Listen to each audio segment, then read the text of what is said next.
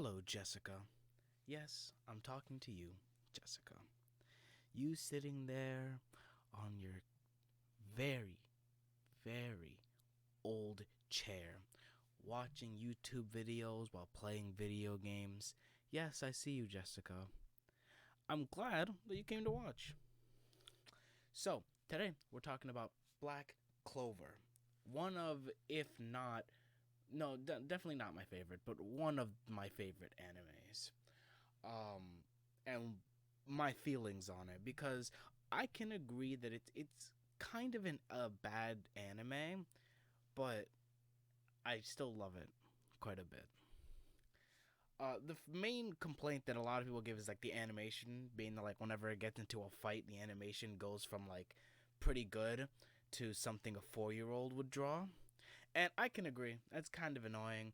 And I wish they didn't do that. It kind of ruins things very often, and it makes me almost kind of not want to watch it a little bit, but not enough to where I'll actually be like, all right, let me not watch this anymore.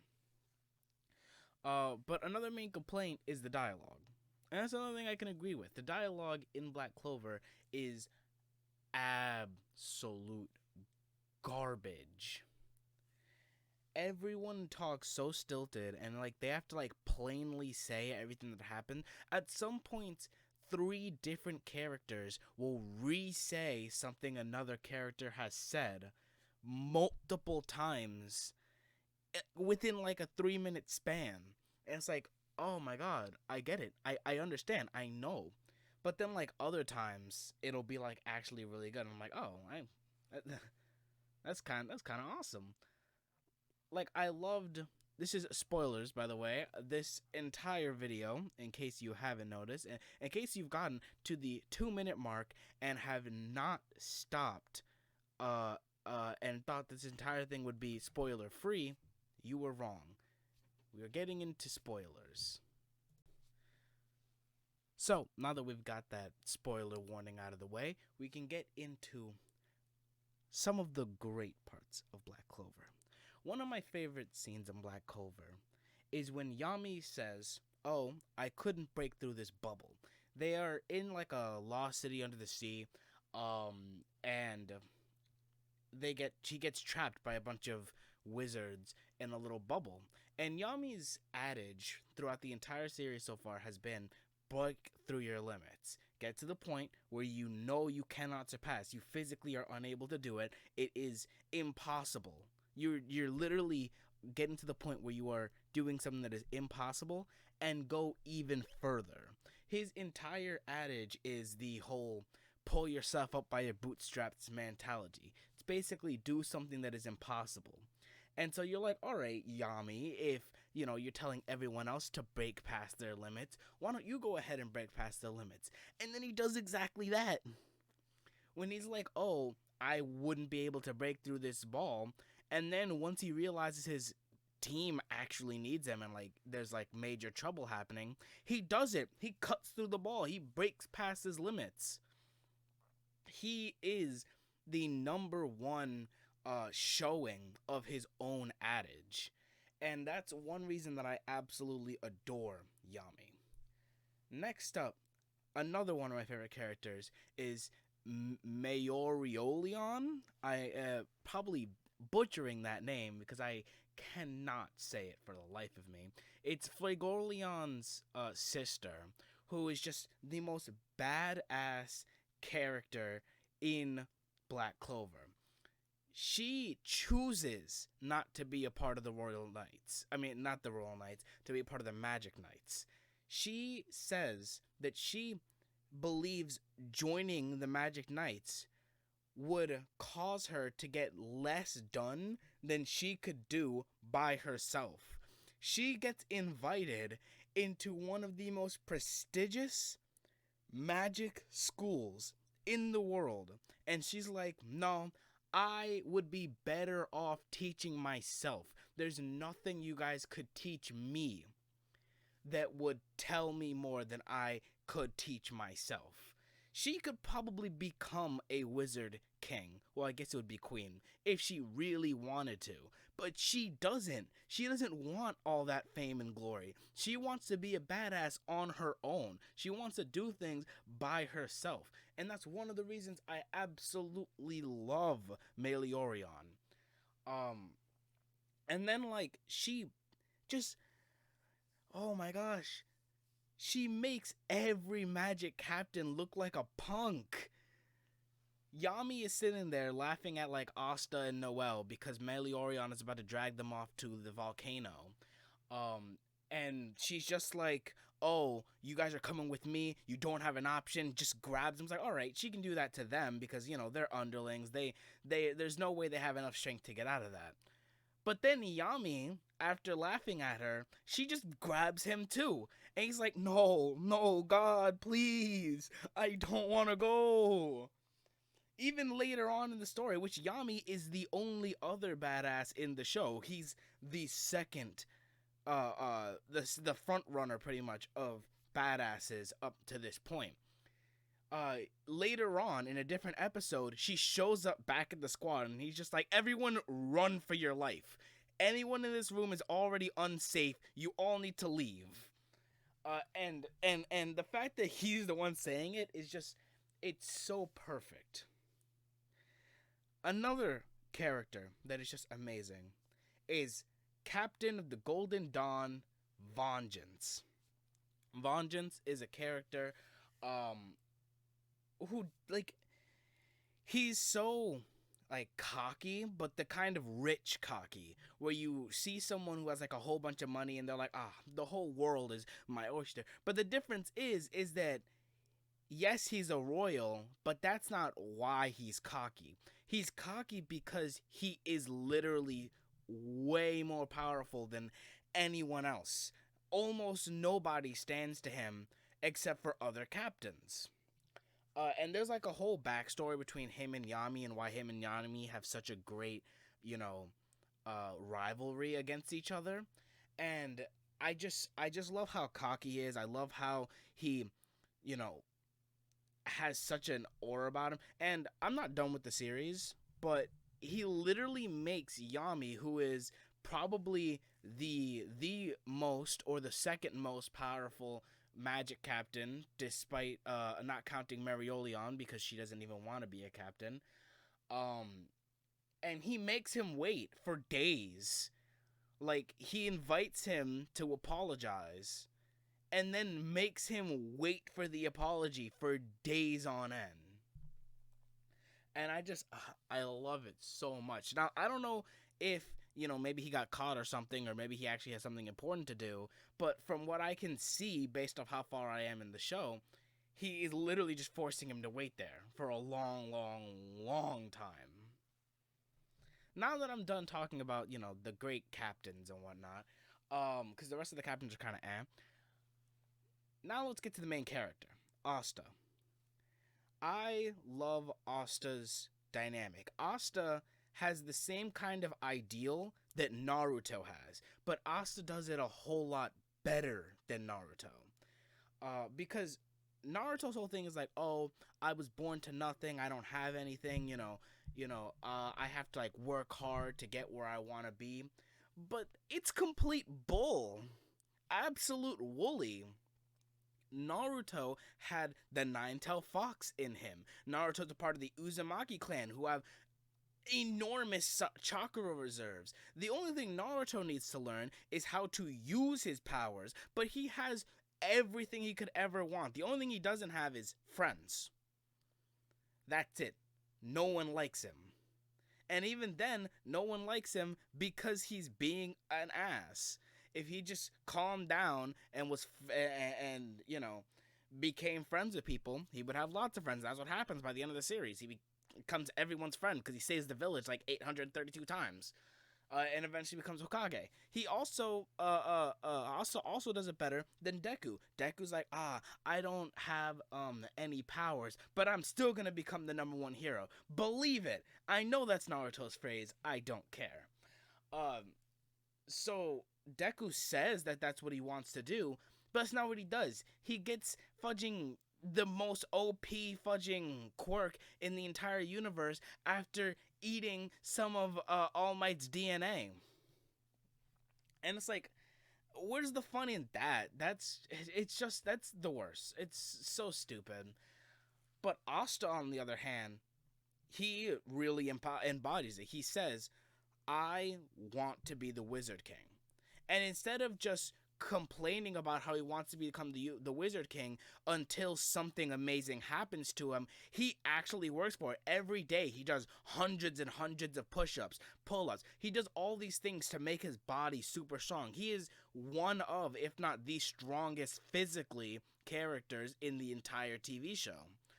Um Deku didn't do that.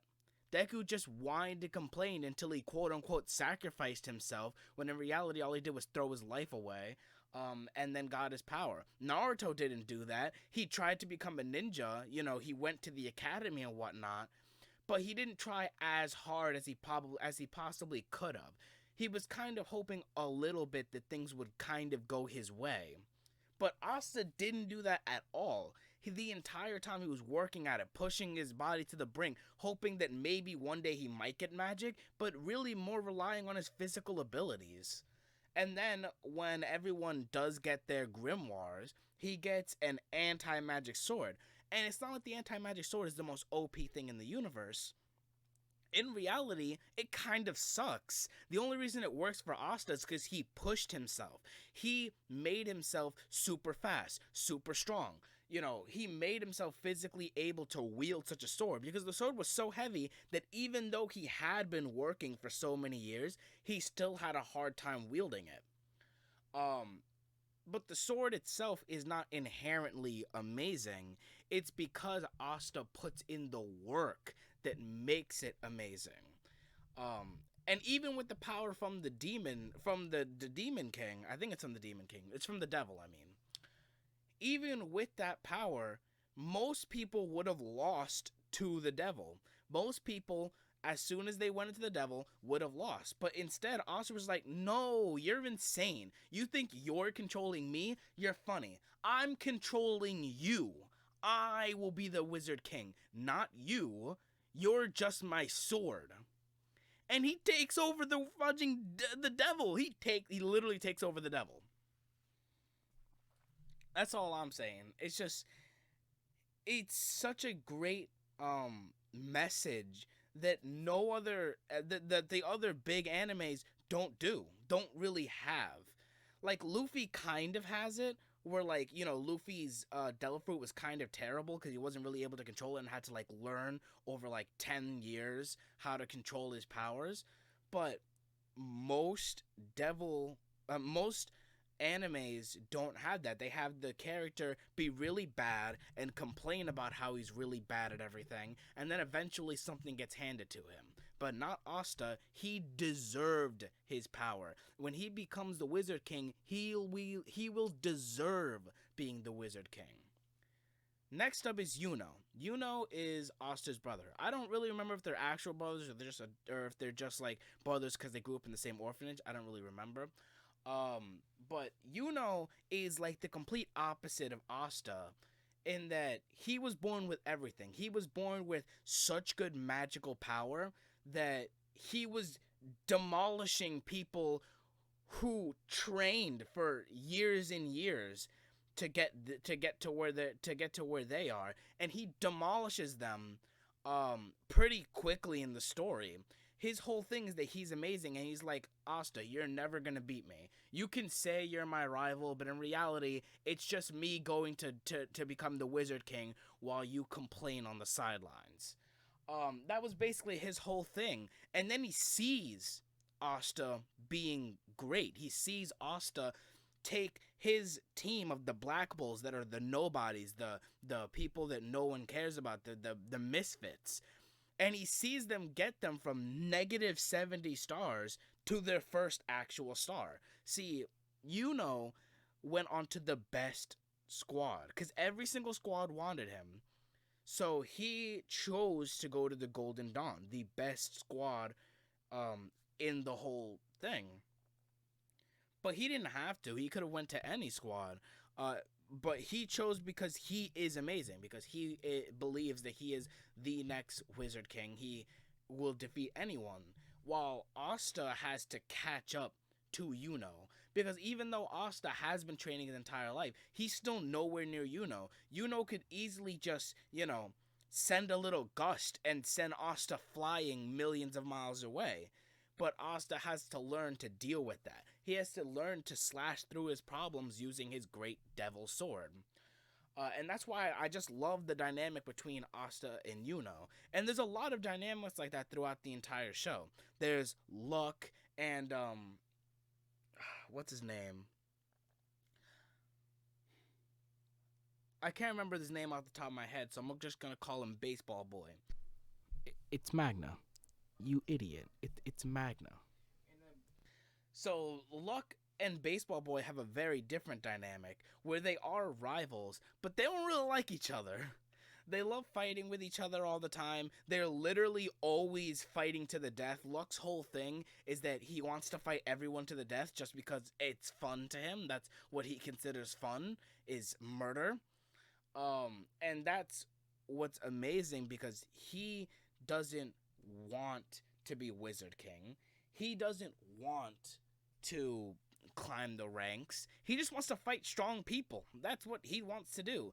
While Baseball Boy is just a chill guy who wants to show everyone that he's actually worth something. He's grown up his entire life, everyone telling, you're worthless, you're this, you're that, no one's gonna like you, you're never gonna amount to anything. And he wants to show everyone that he can amount to something. And those two together make such a great fighting force, not because of their dynamics, but they just happen to be really good at fighting people, and they work together really fudging well. Another great character in the Black Bulls is Vanessa. Vanessa is by far not my favorite, but like the most entertaining, because she just hangs around the fudging the hall, drunk out of her mind and almost naked. She just sits there all day, drunk, laughing. At the very first episode, it wasn't the first episode, but the very first time that Asta shows up at the hall, she's just like, hey, yo, you want to fuck?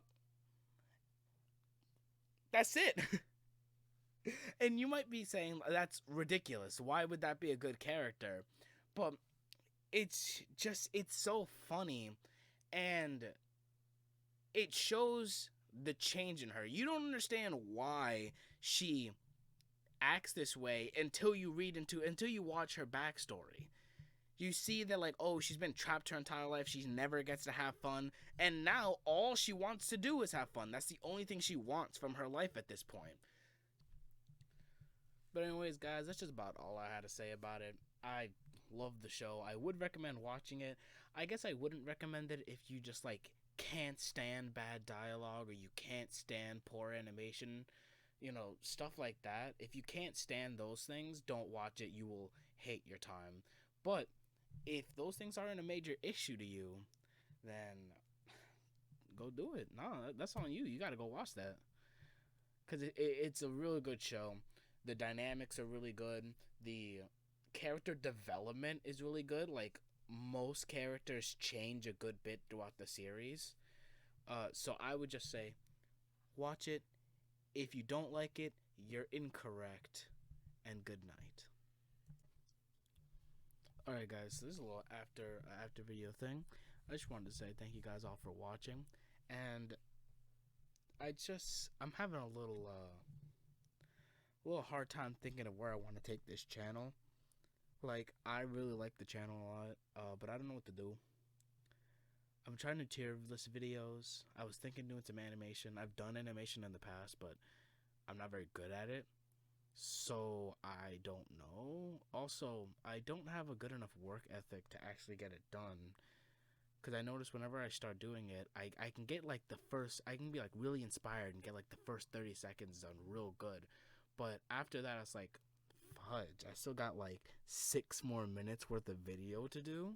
And I just spent like 3 hours doing this doing just the first 30 seconds, and then even those 30 seconds will be absolutely terrible. The character models will be pretty bad. There's no actual fluid animation. It's more just like a slideshow. So I don't know what I'm gonna do, but I'll see y'all later. Bye bye.